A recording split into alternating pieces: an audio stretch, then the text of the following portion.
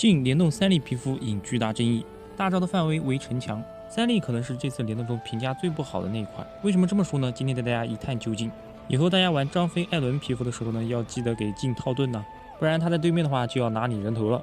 首先，海报里的场景应该也选自于罗塞之墙下的特洛斯特区。右下角的这个长发巨人呢，应该是第2季里面的。第2季在罗塞之墙内出现的这个巨人，我不太明白为啥选他过来客串。再来看一下大厅动画吧。首先，这个动画选取的场景呢，也来自于托洛斯特区攻防战。这个三笠设计的很好看啊，这里三笠借助于立体机动装置，在战损的街道和房屋之间穿梭，挥刀对着长发巨人斩击，躲过了巨人的攻击，来到空中，把立体机动装置固定在巨人的后颈，最后给予巨人致命一击。有一说一，这个动画对比于艾伦和兵长而言的话，还原度还是差了一点。大厅动画呢也是拼接了几个画面。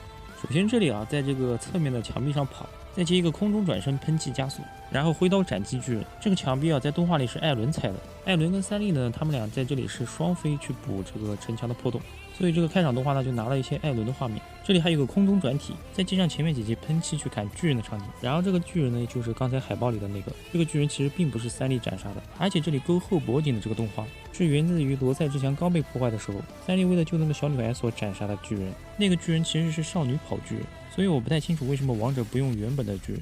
好了，我们再来看一下局内特效。在这之前，大家讨论的最多的话题就是镜到底适不适合三笠，它这个特效到底怎么做？首先，在王者里面那种机动性很强、位移很多的女英雄，同时要兼具速度快、爆发高的特点，基本上就只剩露娜跟镜了。三笠跟兵长呢同为阿克曼战士，速度跟敏捷度呢都是极高的，几乎可以同时从多个角度发起攻击，这可能就是策划选取镜的理由。不过可能只有镜的高手才能让你感受到三笠那种可以从任何角度攻击你的压迫感，因为镜的这个分身它并不是克隆体，它是一个镜像，可以把它理解成因为超高速移动而产生的残影。因为三笠它并不具有产生分身或者说制造镜像的能力，你就只能把它理解成残影了。我个人觉得还是有点牵强了。好的，我们具体来看一下技能特效。火光的剑气呢是从白到深蓝的一个渐变的特效，还记得谁的特效也是蓝白的吗？没错，艾伦。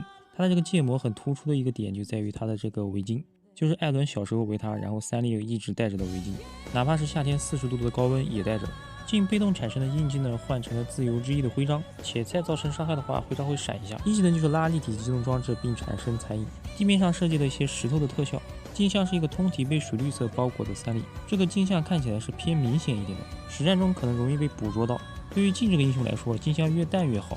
这个拉立体机动装置的动作呢还是很符合物理规律的，也是动画里的一个标志性的动作。二技能就是三笠在原地转了一圈，这个特效跟兵长比起来差多了，但是镜的特效也确实是难做，感觉有点素有点淡。这里印记触发的话就是徽章破碎，特效的话就只能说加一些粒子了。三技能的换位还是有点意思的，它是本体朝着幻象拉立体机动装置，随后两者交换位置，大招仍然是向目标拉立体机动装置，随后在大招的范围内形成一座城墙，城墙底下应该就是托洛斯特区，周围呢是站着8个三笠的分身，中间用锁链拉了一个自由之翼的标志。这个设计还行吧，至少做了景深。开启的时候有一个烟雾和旋风的特效，且最上方是有一个三笠挥刀的投影的，一是本体，二是幻象，三是三笠。周围8个分身的攻击方式应该是雷枪。这个大招还是堆叠了很多元素的，就是跟原动画没有什么太大的联系，可以感觉到策划呢已经是煞费苦心了。最后自己头顶的这个换位次数呢是被设计成了刀的形状，这个呢还是有些想法的。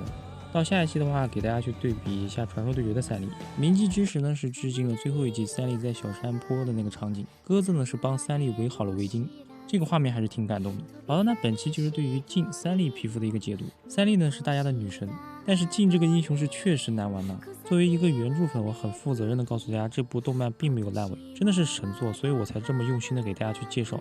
请不要乱搬运我的视频，尊重一下原创好不好，小严同学。好的，点赞关注我是阿天，我们下期视频再见。下期来看一下绩效版阿尼的皮肤。